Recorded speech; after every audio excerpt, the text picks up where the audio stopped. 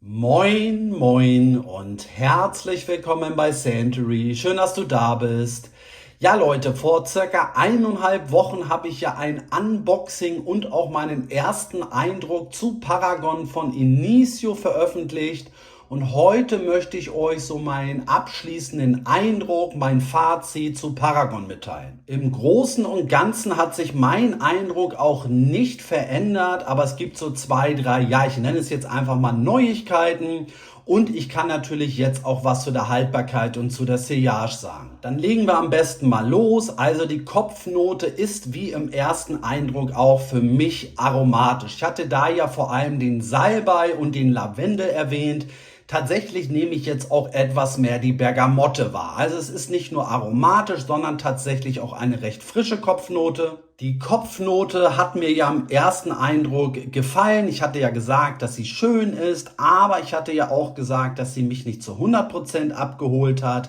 Das ist im Großen und Ganzen auch weiterhin so. Das soll aber gar nicht negativ klingen. Es gibt aber einfach Kopfnoten, ja, die sind noch schöner. Da ist man quasi schon in der Kopfnote oder durch die Kopfnote, besser gesagt, total überwältigt. Das ist auch weiterhin nicht der Fall. Bei mir nicht der Fall. Ich muss aber dazu sagen, dass durch die Bergamotte und eben durch die aromatischen Noten Salbei und Lavendel die Kopfnote für mich mittlerweile ja nicht nur eben schön, sondern auch so richtig schön belebend wirkt. Ja, also abschließend kann ich zu der Kopfnote sagen, dass es da eine Korrektur nach oben ist. Gefällt mir tatsächlich mittlerweile noch etwas besser als eben im ersten Eindruck. Ja, jetzt kommen wir mal zu den Herznoten. Da hat sich relativ wenig geändert. Also ich nehme immer noch die Pflaume wahr.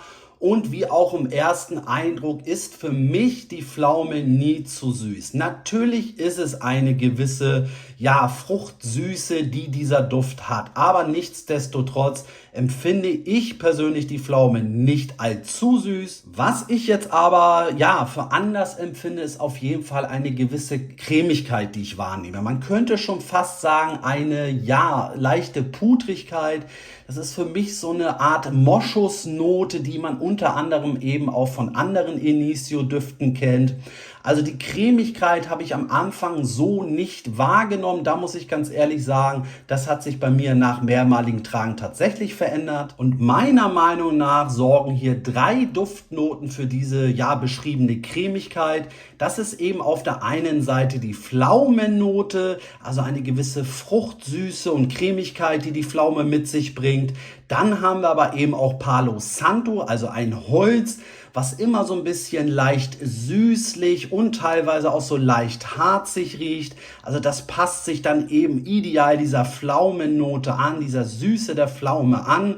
Und dann haben wir eben auch noch Sandelholz. Sandelholz ist ja durchaus ein sehr weiches Holz. Und diese 3 Duftnoten ergeben für mich eben so diese, ja, cremige Basis. Den schwarzen Pfeffer, den nehme ich auch weiterhin wahr, sorgt für mein Empfinden eben für so eine leichte Würze und fast schon für so eine leichte Schärfe.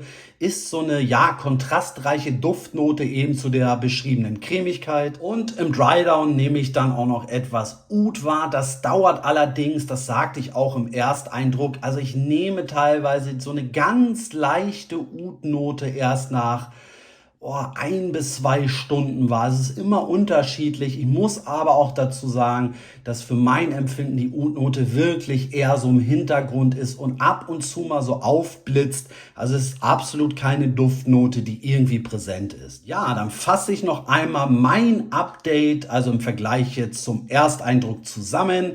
Wir haben eine frische aromatische Kopfnote. Im Herzen bekommen wir dann die Pflaume, die eben für eine gewisse Süße sorgt. Dann wird der Duft im weiteren Duftverlauf wirklich auch immer cremiger und weicher. Und wir haben dann auch noch Pfeffer, was so ein bisschen für einen, ja, gewissen Kontrast sorgt, eine leichte Würze und Schärfe mit sich bringt. Im Drydown haben wir dann eben auch ein ganz bisschen Oud, aber wirklich nur im Hintergrund. Und generell haben wir halt eine wirklich sehr weiche, holzige Basis. Ich möchte auch noch mal ganz kurz auf einige Bewertungen eingehen und ich möchte auch noch mal hier vorab betonen, Es ist immer nur meine Meinung und mein Eindruck. Es gibt da kein richtig und kein falsch. Also wenn ihr das zum Teil anders seht, dann ist das auch völlig in Ordnung. Ich möchte logischerweise auch niemanden angreifen. Ich habe aber tatsächlich jetzt schon öfter gelesen, dass Paragon in die Richtung von Naxos gehen soll. Das kann ich persönlich nicht nachvollziehen. Denn von der Duft-DNA finde ich Paragon und Naxos wirklich sehr unterschiedlich.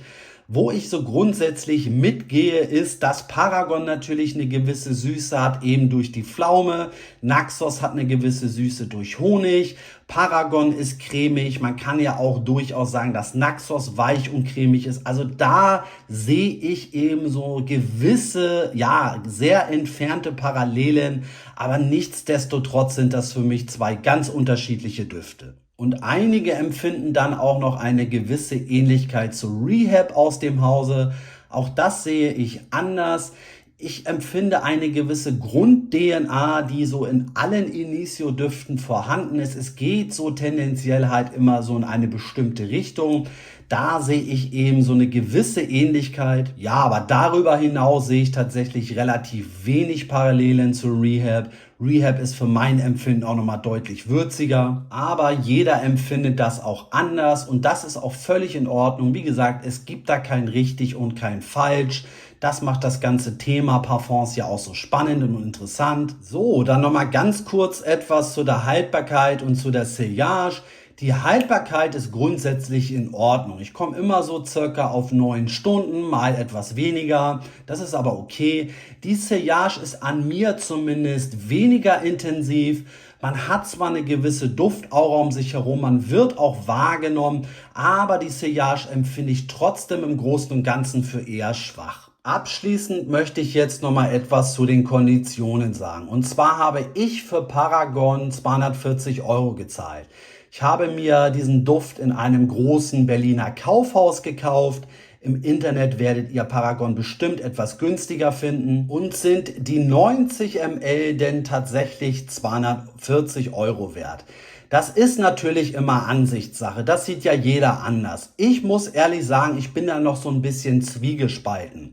Auf der einen Seite ist es ein solides Release. Ich finde es auch grundsätzlich eine tolle DNA. Es ist schön weich. Pflaume hat man ja nun auch nicht so oft in Düften. Da ist alles soweit erstmal grundsätzlich in Ordnung. Auf der anderen Seite muss man eben sagen, es ist keine spektakuläre DNA. Das sollte es aber wahrscheinlich auch eben gar nicht sein.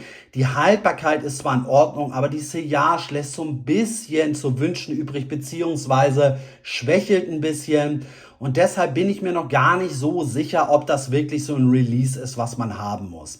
Aus dem Hause gefällt mir zumindest aus der Reihe Rehab am besten, also mit Abstand am besten. Dann würde ich sagen, kommt tendenziell für mich eben Paragon. Und so an dritter Stelle würde ich jetzt den Musk Therapy nennen. Aber das ist ja eben auch nur mein ganz subjektiver Eindruck. So, aber jetzt sind wir auch wirklich durch mit dem Video. Das war mein Update. Ich würde mich freuen, wenn du kommentierst, falls du Paragon schon gerochen hast, wie so dein Eindruck ist. Ich habe so den Eindruck, dass vom anfänglichen Hype sich das Ganze gerade so ein bisschen wieder relativiert. Also es wird tendenziell gerade so ein bisschen schlechter als zum Start bewertet. Aber das ist ja auch durchaus öfter zu beobachten. Also falls du Paragon kennst, dann hau mal in die Tasten, schreib mal was in die Kommentare. Dann sage ich danke, dass du hier warst. Bleib gesund und munter und bis demnächst.